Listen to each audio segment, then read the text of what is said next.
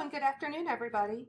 Thank you so much for attending TalentQuest's webinar today on onboarding. My name is Dina Kwasik, and I'm a member of the communications team here at TalentQuest. We're excited to spend the next hour with you discussing onboarding as part of your talent management strategy. A few housekeeping things before we get started on the webinar. After the presentation, we'll have time for a brief question and answer session. Please send your questions via the question box that appears at the top right of your screen. Also, after the webinar, we will forward a copy of the presentation as well as a recording to everyone on the webinar today. So moving forward, our presenter today is Jody Bradham, Executive Consultant here at TalentQuest. Jody is a psychologist with over 20 years of experience in the people business, having worked with organizations large and small. He has some great information to share with you today, so I'd like to welcome Jody and turn the presentation over to him. Good afternoon, Jody. Welcome. Thank you, Dina. Thank you for the introduction, and thank you to all of you out there in webinar land. Thanks for giving some of the time from your busy schedule to sit with me today as we talk about onboarding. What I am proposing today is a very important aspect of a broader talent management strategy. So the title of the webinar here, Managing In, is a little bit of a play on words, but it's also a position and a suggestion I'm extending to folks out there as it relates to how we conceptualize and approach our onboarding efforts. And so the play on words part is simply from the fact that, today most folks, most organizations are comfortable with terms like managing up and certainly managing down. We've got to manage our teams and make sure the people underneath us are doing what they need to be doing. And in worst case scenarios, I think managing out and that concept is pretty well adopted. But the play on words here is that what we seem to be less comfortable or appreciative of today is the value and the benefit of actively managing people into the organization and into specific roles, and to do so from a mindset of leveraging the overall talent management benefits that can come from an effective onboarding program. So that's going to be kind of the direction we take today. And to kind of kick us off, what you see here is a pretty broad and generic definition of talent management: processes, practices, and procedures used to leverage the strengths of people to help organizations reach their business objectives. But the key thing there is when it comes to talent management, essentially there is but one goal, and that is to help organizations reach their business objectives. So what happens after we understand that goal is an implementation of the different talent management processes and structures. And so a typical talent management cycle looks something like this. Once we've understood kind of the business objectives and the direction the business is trying to go, we want to understand what our people strategy is. And then we begin to implement that strategy through recruiting and selection.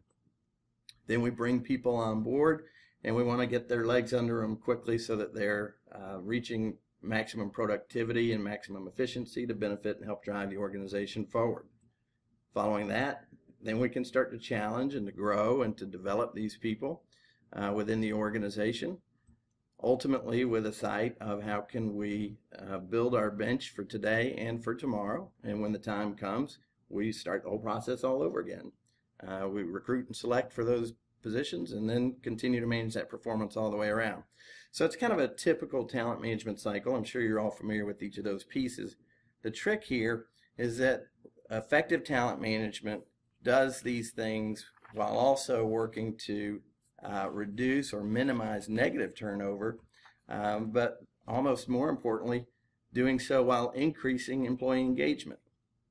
I know you all are familiar with employee engagement and the business metrics behind high employee engagement and the ways that can drive an organization. And it's my position that onboarding is a fantastic tool to begin to tackle that engagement issue literally from before the time they even set foot in the building. So before we go further, I just want to kind of get a feel for who's in the audience here. And you see poll questions here or statements. Essentially what I'm going to ask you to do is to look at these items here and kind of pick the one that you think most accurately reflects where your organization is today as it relates to onboarding. Which one of these resembles you closest? or the most closely.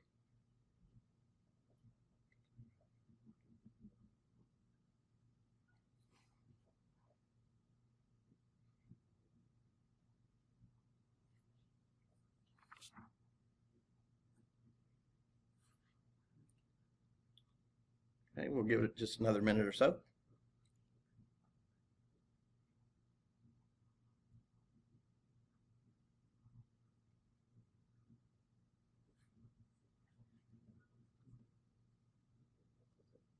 All right, let's go ahead and wrap that up. So let's see what the numbers show here.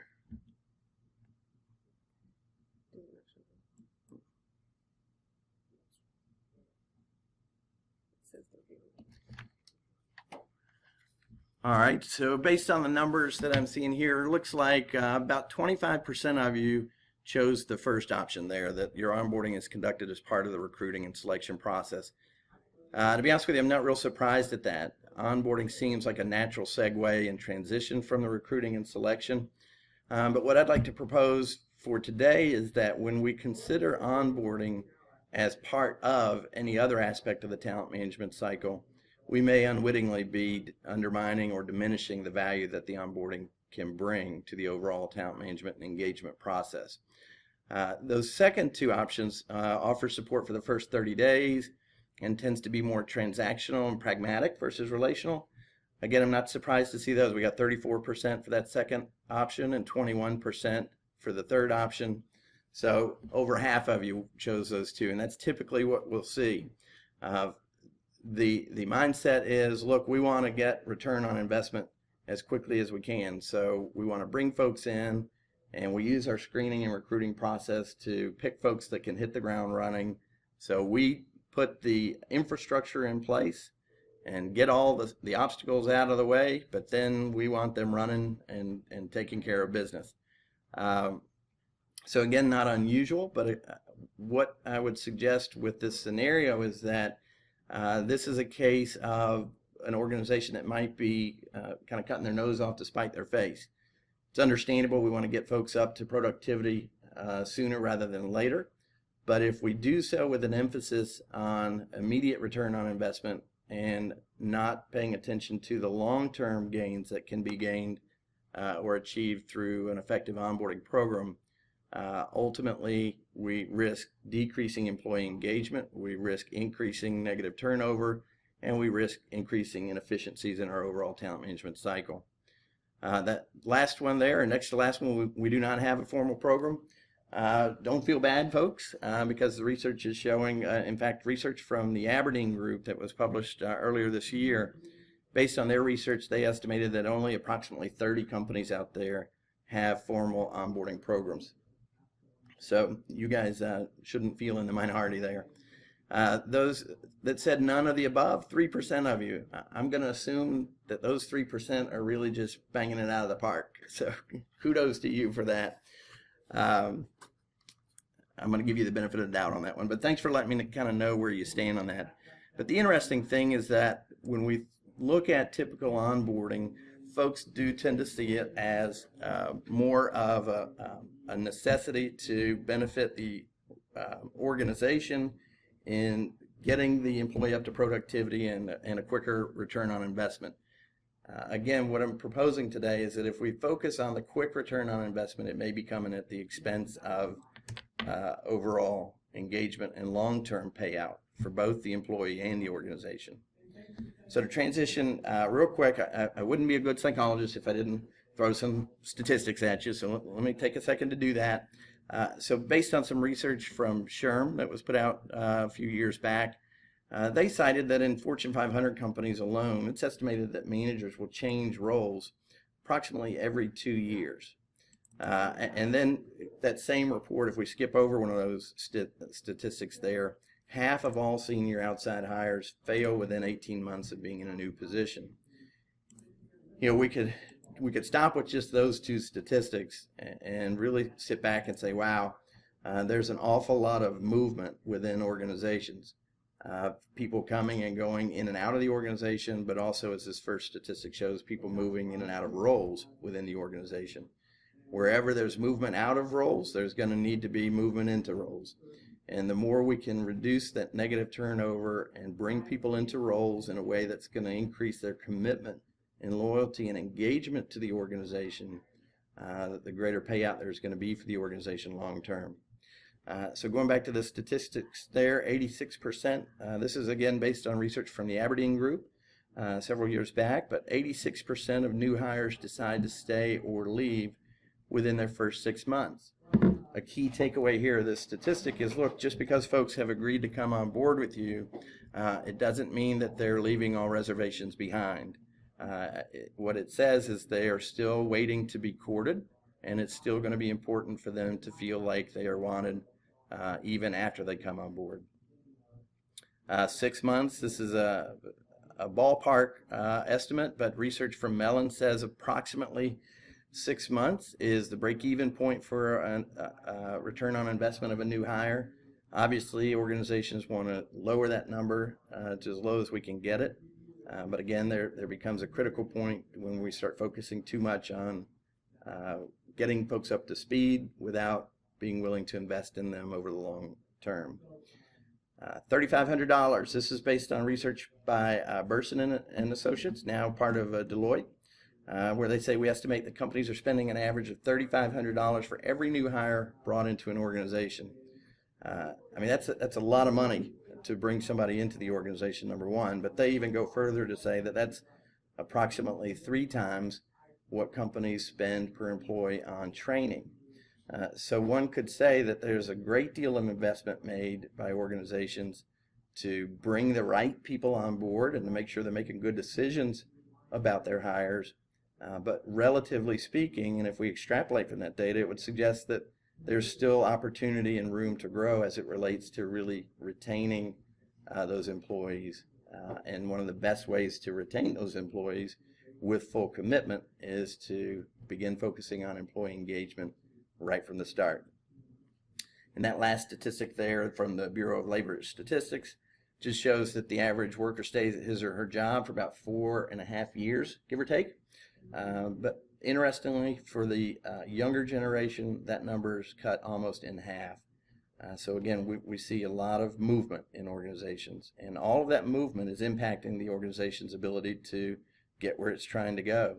An effective talent management strategy is able to anticipate that, prepare for that, and intervene with that. And the onboarding process is a great opportunity to leverage that. So we spend all this money on recruiting and selecting if we go back to this talent management cycle. And what I would suggest is if we really see onboarding as separate and distinct from recruiting and selecting, then we can be just as strategic in how we manage people into the organization as we are in how we go about picking and choosing the people we want to join us. The more strategic we are with our onboarding, the more effective we're going to be at conveying to them our effort to win them over for the long haul, which is one step in the process of building employee engagement, again, before they've even come on board, which makes it a lot easier and more effective to manage their performance and productivity and help while they're hitting the ground running. This is a way to help make sure that they're running in the directions we need them to run and with the enthusiasm and vigor we want from them while they're running.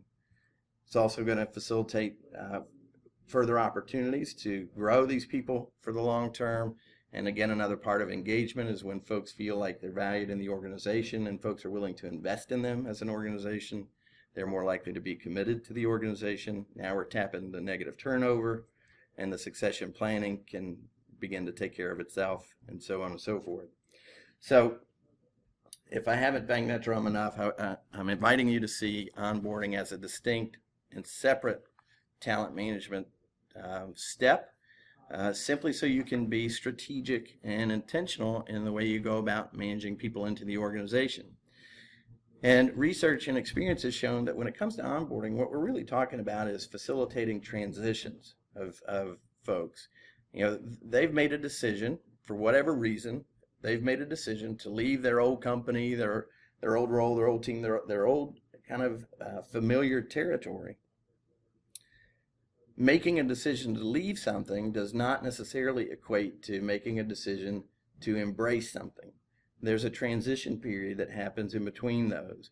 And it's the onboarding strategy, it's the hiring organization who really owns the responsibility for managing that transition process. Michael Watkins, in his book, The First 90 Days, you're probably all familiar with that book. He offers a lot of great advice and suggestions and strategies for the employee, for the new hire, as it relates to helping to get up to speed quickly and to integrate into the organization effectively. And all of those are great recommendations. What I'm suggesting, however, is that an organization would be making a mistake and missing an opportunity if they leave that responsibility strictly up to the new hire. The organization is more empowered, better equipped, and more agile in its resourcing to be able to accept at least partial ownership, if not a large majority of the ownership of facilitating that transition from old to new. And again, the payout for that is we are attacking that engagement opportunity right from the start.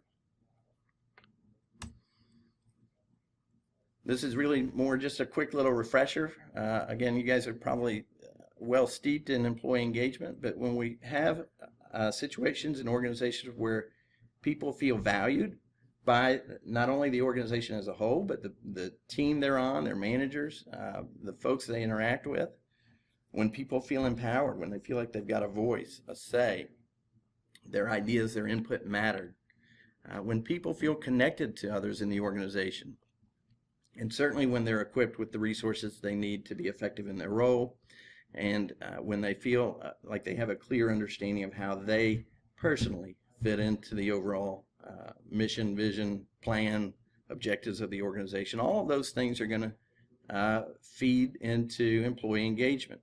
And all of these things are things that can be started well before they even come on board. So you're not waiting until they come into the house and get settled before you then start trying to address engagement. You're actually tackling that before they come on board.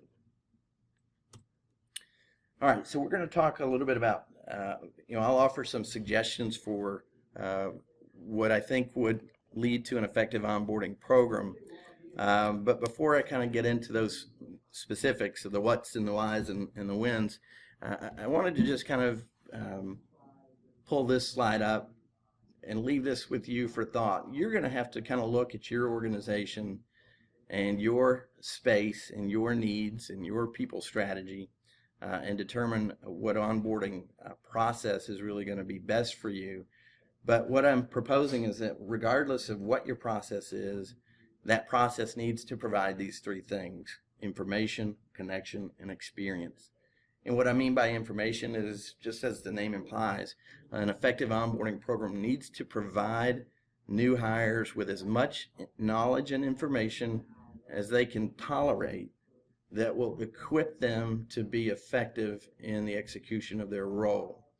And we'll talk a little bit more about that as we go forward. But this is more than just information about our organizational history and our founding fathers' beliefs and how we started in 1926 and where we are today, all of which is very important.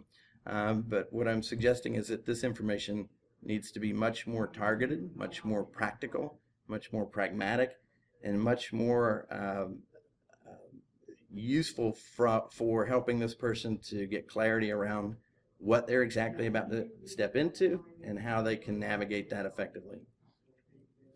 The connection piece is really talking about creating opportunities for interpersonal connections. We know that relationships are the glue of just about everything in our society, but when it comes to employee engagement, relationships are critical in feeding that as well. Where we feel connected to an organization, where we feel connected to our coworkers, we're more likely to be committed, and therefore we're more likely to bring our full efforts and investment into the work that we do, which is beginning to tap the definition of employee engagement. That last piece there is experience, and what I'm not talking about there is your traditional kind of KSA experience, but instead what I'm talking about there is almost an affective experience, where we want to provide an experience for new hires where they actually see, hear, and feel that they are valued, that they are wanted, that there's excitement about having them around, not just because they backfill a vacancy, not just because they have great typing skills, but because of whatever package it is they bring, that you chose them over all the other candidates. They really want to see and feel and hear that expressed in a genuine manner from you. And we'll talk a little bit in just a second as to why that is. But the more folks can actually feel, hey, this is going to be a good fit because these people really are excited about me, not just what I bring to the table, but about me. And they're facilitating connections with others in the organization, and they're providing information that's actually going to help me be successful in my role. Man, I'm all in. And so again, we're just now coming in the house and you've already increased commitment to the organization. And that's commitment that's not going to just peter out once they get in the house. That's going to be stuff that's going to be hard to undercut, especially if you're supporting it along the way.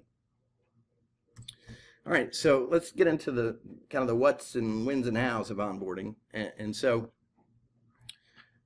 what I'm suggesting is that your what's need to involve three things. There needs to be a focus on organizational, cultural, and interpersonal aspects for a new hire. And what I mean by the organizational piece is we need to help people understand what's really expected from them and how are they going to be measured. What are the expectations being placed on them? When are they going to be held accountable for those? How are they going to be measured? Who's going to have those conversations? What resources are going to be made available to them to be successful in the role? What are some of the business challenges that this individual can likely expect to encounter? What's some history of some of the trends with key clients that this person's going to be working with? Just getting a more general sense of the business market and environmental issues that are going to impact this individual's ability to be successful in the role. You don't have to make excuses for those things. You don't have to provide solutions for those things. You don't have to make any accommodations for those things. But simply helping somebody to have a more realistic and accurate understanding of the pool that they're swimming in will empower them to create their own strategies for how to navigate from one to the other. And of course, in that process, they're going to need to understand what resources they'll have available to them. Okay. So general information such as that from an organizational standpoint. From a cultural standpoint, you're all familiar with culture. But when I think about culture in an organizational context, I think of it pretty simply. Culture represents kind of how we do things around here. And so when we think about bringing a new hire into the organization, as important as it is for them to know what they're expected to do and what resources they'll have and kind of what the business landscape looks like for them, it's almost equally important for them to understand, what are the unspoken rules at this organization? How do people really kind of treat one another around here? They say that there's a whole list of values on the wall over there, but which of those are really most important? What are some of the things that will really get recognized and noticed? What does success really look like around here? I know I'm being held accountable to 1, 2, and 3, but if I bring in a big 4 or 5, will that be just as appreciated as these 1, 2, or 3s? Essentially, it's helping the new hire to read between the lines, read the tea leaves, the writing on the wall, whatever metaphor works for you, so that they know, hey, I understand, A, what's expected of me, but more importantly, I have a better feel for how stuff really gets done in this house that I've decided to move into. Right? And that last piece there is the interpersonal. This is probably quite a bit more obvious to you, but I'm breaking it up into formal and informal. So obviously from a formal standpoint, you want to help a new hire understand what the chain of command is and the relevant stakeholders. But more importantly, you want to help them understand who some of the primary decision makers are. So it's not just who they report to and who's going to be able to hold them accountable, but who are some of the other primary stakeholders that they may have to influence or that may have influence over them. They're going to want and need to know that sooner rather than later. But then on a more informal standpoint, and this is where you really begin to leverage opportunity to start building connections and rapport and relationships within an organization. And this is where you really start to plant the seed of commitment. Commitment to one another, which translates ultimately to commitment to the organization. The more we can help folks understand what are the interpersonal dynamics in this organization, who are the influencers. They may not have positional power, they may not have titles, but they carry a lot of weight. Who are those people? How do people really treat one another? What do we do with conflict? How do we really manage that around here? Who are the stars? Who are the allies? Who are the cliques? Basically, what's the social landscape? I just need to understand what it is. We don't have to justify it or defend it or change it in any way. But as a new hire, the quicker I can understand what the rules of the game are, the more empowered and the more effective I'm going to be at actually playing that game. Okay? So if we think about onboarding, whatever process you use, making sure that your process includes a focus on helping them get up to speed from a practical standpoint organizationally, culturally, and interpersonally, then in the process of doing that, you're providing them the information they need to be effective, and you're also doing so in a way that creates connections and conveys to them a commitment and investment to them from an experiential standpoint. So you're already starting to carve out a pretty effective onboarding process. Now, when we talk about the whys of effective onboarding, so bear with me for just a little bit of a jargon alert here. And as we look at kind of why this stuff works, this is not a gimmick. This is not an HR initiative. This is human nature. So the first picture there of the two heads there is representative. Look, there's some real psychological factors that contribute to. Certainly there's more, it's more complicated than that, but there are some psychological characteristics that play with an effective onboarding program, or conversely, that come at a cost for an ineffective or an absent onboarding program. And so it's important that we understand what those are so that we can leverage those and we can use those to our benefit. And what I mean by that is so that we can use those in a way that benefits the organization and the employee. What I'm not suggesting, and hope is not being misinterpreted by anybody, is that we see this bottom picture here, Chris Angel, mind freak. These are not tools to manipulate. These are not tools to play with people's minds, but essentially these are psychological principles as it relates to influence in human behavior. And the more we can understand those, the more we can leverage those, the more effective we are at building engagement and commitment and ultimately benefiting our overall talent management cycle. So what are some of those things? Well, self-efficacy is one of those. Self-efficacy, by definition, is one's ability or one's belief in their ability to be effective. Self-efficacy. Well, how do we get that? It goes back to that first pier on the bridge that I was talking about, where folks have more information. Information eliminates ambiguity. Ambiguity eliminates anxiety. Absent anxiety means more confident and comfort. More confident and comfort means more willing to jump in to the pool and swim. The more willing and confident and comfortable somebody is to dive in, the more likely you're going to see behaviors associated with employee engagement sooner rather than later. Interpersonal reciprocity. This is really coming at it from a couple of angles. One is, social psychology tells us, look, when folks come to us and convey that they like and want us, we tend to automatically feel reciprocal in that direction. So when an organization is reaching out and with sincerity and genuineness conveying, hey, I value you, I like you, I want you, and I'm willing to invest in you, it taps into that social psychology phenomenon where the new hire is going to say, well, gosh, I think I like you too, and I think I want to invest in you as well. And so we're starting that courtship process right off the bat, which makes it a lot easier to continue to nurture it going forward. Social contract, this is a little bit of a variant of the reciprocity. You could really combine the two together, but this is saying, look, when an organization is conveying we are eager to not only have you on board, but we're eager to invest in you and invest in your success. And we're eager to learn from you, i.e. hear what you have to offer in contribution to our business objectives. Then there's a subtle expectation being placed on the new hire that they will readily pick up. Folks feel like I'm bringing something, and they seem to be genuinely interested in what I'm bringing, and they seem genuinely to genuinely need what I'm bringing, and therefore are more likely to be willing to comply to that unspoken request. And so we have a social contract, so to speak. There's no formality around it, but again, it's just another obligation that leads to increased commitment to the organization. Okay. Confirmation bias, if you remember, 86% of folks are still looking to confirm their decision months after coming on board.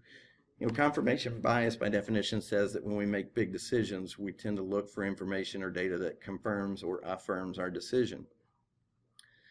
If there's not an effective onboarding strategy in place, and folks are brought into an organization and they're left with a feeling of, hey, we gave you the transactional tools you need, and now we're getting out of your way, so go forth and conquer.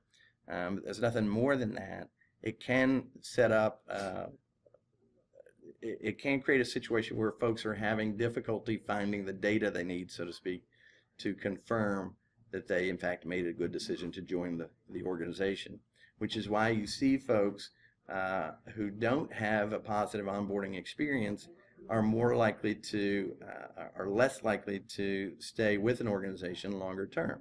Okay, so again, it's just absent data to help a new hire confirm or affirm a decision to join this organization. It's going to be hard for them to feel like they made a good decision, and therefore we increase the risk of early attrition. Relationships, I mentioned that already. Relationships are the glue for human society, but when it comes to employee engagement, relationships are critical.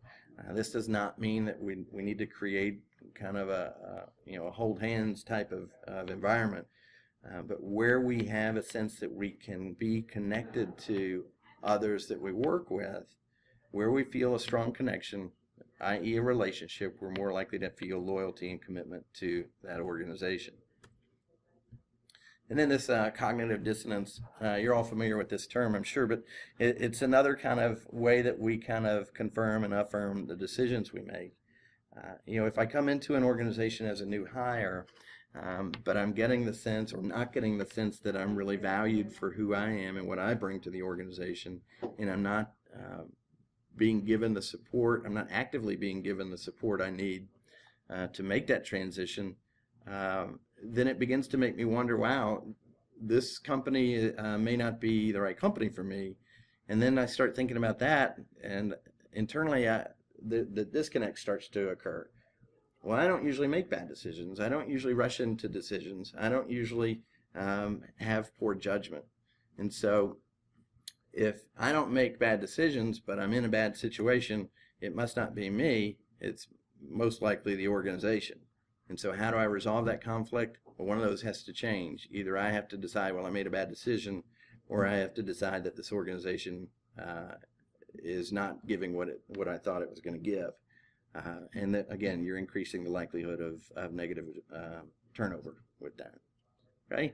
So again, this is oversimplifying it just a little bit, but my point here is when we are active in managing people into the organization, we're doing so from a business standpoint and from a bottom line ROI perspective, but we're using real interpersonal, relational processes to cement that engagement and increase that commitment and loyalty to the organization long term. And the more we can do that, the sooner we can do that, and the longer we can support that, the more effective our onboarding program will be. All right, so let's talk about the hows of effective onboarding. I would suggest right off the bat, let technology help you to the degree possible. Okay, what I mean by that is using something like a learning and management system or a social professional social networking platform, or what have you, to leverage technology to get those transactional pieces taken care of more efficiently before folks come in-house. You could have in there all of the documentation, the forms, the insurance, the benefits, the email, the parking, all that stuff that they can begin to access on their own. And of course, you're reaching out to offer whatever support necessary, but also using that technology, again, such as an LMS, a learning management system platform, to house certain documents or resources or tools that may be needed to help them be effective in their work. For example, a sample proposal format, a pricing sheet from last year's primary accounts, an in-house directory for points of contact for one of your key accounts, what have you. Just wherever, whatever tools, whatever paperwork, whatever documents would be useful to help somebody get up to speed quicker in terms of being effective in their role, go ahead and house that in an LMS type environment where folks can access it at will, and you can even track, if they've done their security clearance or they've signed off on their benefits or what have you. But the other piece there, the picture you see on the left there, is leveraging the social aspect of this picture is a picture from a third-party partner that we use called Tribe. But it's a great way if you've got several new hires coming in simultaneously. It's a great way for them to connect before they've actually come on to the team. But it's also a way for others in the organization to reach out to these new hires and vice versa to begin the dialogue process. So to the degree possible, leverage technology to take care of as many of the transactional things as you can, and to also use that technology to help create social connections where it's feasible to do that as well. But here's the caveat. In any of your onboarding, you want to keep it relational. So I'm proposing that you use phone and face-to-face whenever possible, saving email as a last resort. It's very difficult to form connections with anybody over email for all the reasons that you guys are all familiar with. It doesn't take much time to pick up the phone, and it has significant impact when we can be face-to-face. So to the degree possible, use phone and face-to-face when you're interacting with these new hires. And then continue to think of it as managing a transition. So in managing that transition, you want to facilitate the transition by way of facilitating meetings and introductions. Members of the team. I would suggest you even have members of the team, again, pick up the phone and call this new hire before they've come on board. This is a brief conversation. This is an introduction conversation. This is a, hey, I heard you're going to be joining us, and I know a little bit about your background. Looking forward to meeting you. Here's quickly who I am and my role on the team. Can't wait to have you. Let me know if there's anything I can do. Here's my phone number. And so again, this is all before somebody even comes into the house. Certainly a similar kind of informal, get to know you or introduce you at least conversation with their manager. Once they come into the organization, unless it's a manager or a significant level position, we can wait until this employee comes into the organization, but you also want to start facilitating meetings and connections with other key stakeholders in the organization. Peers in other functional areas, their direct reports, manager's manager.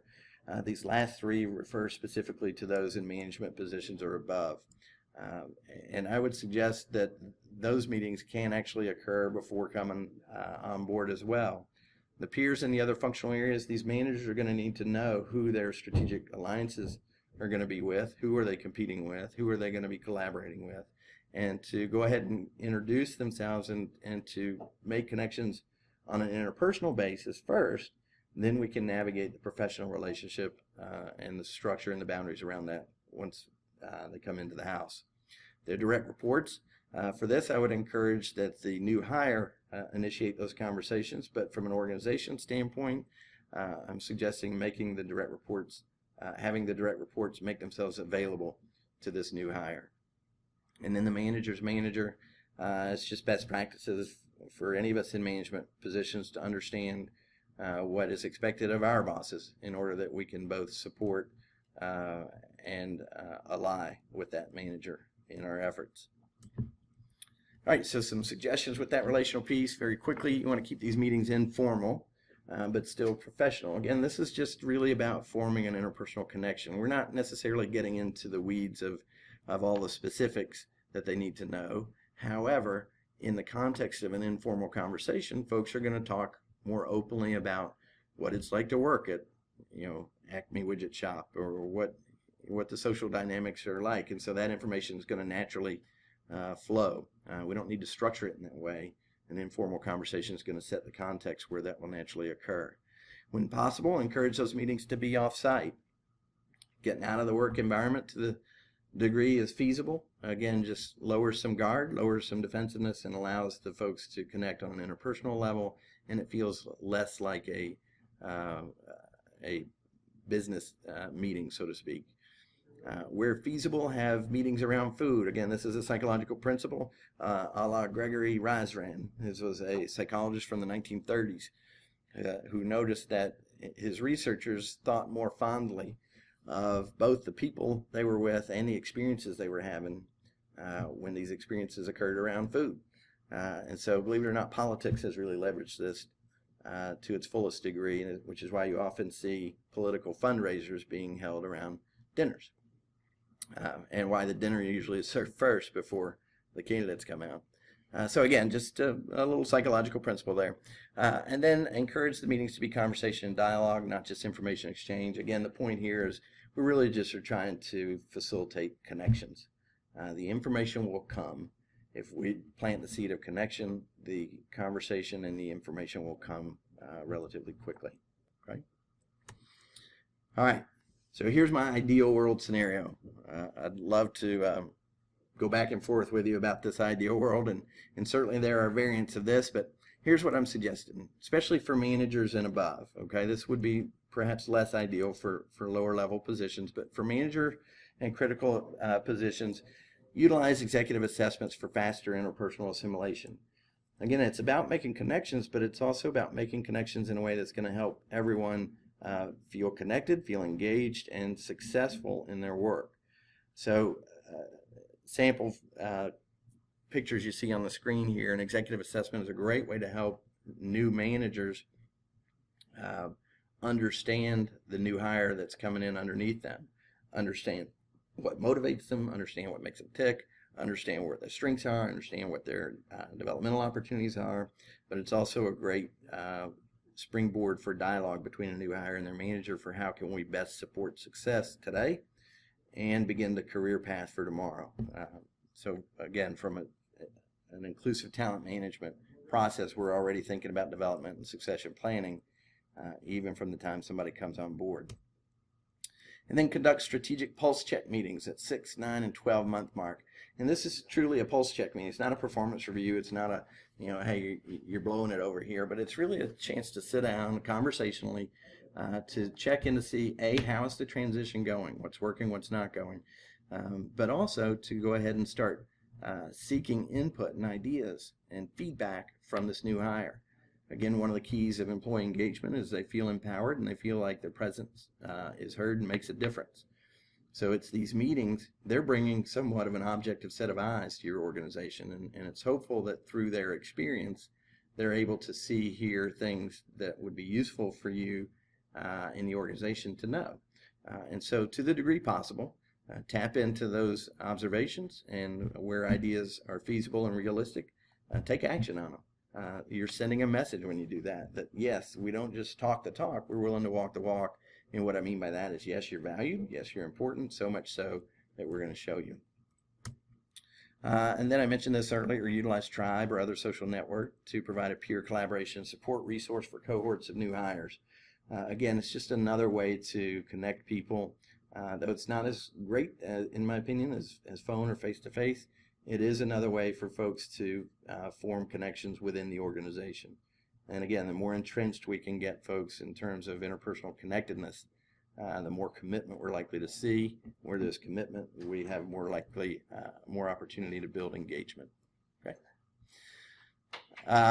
Provide new hire work experiences that expose him or her to as many stakeholders in the company as possible. You've all probably heard the suggestion that we want to set new hires up for early and easy wins. I don't disagree with that. It always feels good to have good wins, and everybody's going to appreciate early wins. What I would suggest, though, is if we try to create early wins at the expense of or instead of trying to facilitate connections broader into the organization, it might again be a case of thinking short term at the expense of long term. So if these early wins and early successes can also be paired with an opportunity to broaden their connections and network within the organization, have at it. That sounds like a win-win. And then a suggestion for 360-degree feedback at the end of the first year. This is not a performance review. This is not a performance conversation at all. But typically, new hires want to know, how are they being perceived by others, especially managers and above. It's important for them to know how they're being perceived by those around them and how those perceptions match up to their own perception. And a 360 feedback assessment is a great opportunity to have a conversation about that first year, but more importantly, how can we leverage the information and the momentum going forward to assure success going forward. Again, especially from a leadership standpoint. Okay. Now, what you see here, two images here. I've got a sample 1-year onboarding plan and a tip sheet for effective onboarding program that if you're interested and would like copies of this, by all means, please reach back out to us here at TalentQuest or to myself or Dina, and we'll email those to you. And they truly are just samples. But what it does is it just kind of illustrates the timeline that I'm talking about with some of these things that we're talking about here, and reinforces some of the bullets that I mentioned in the presentation here as it relates to changing the paradigm a little bit for how we think about onboarding. It's not simply a transactional process to check the box, remove obstacles, and get out of people's way, but more importantly, it's a way to help people build commitment, loyalty, investment, and engagement, not just to the role, but to the organization. And if we pull onboarding out as separate from our talent management, the other aspects of our talent management strategy, and in turn bring the same intentional focus to our onboarding, we're going to see much greater organizational gains in the long run. All right, and so with that, I'll bring it to a close.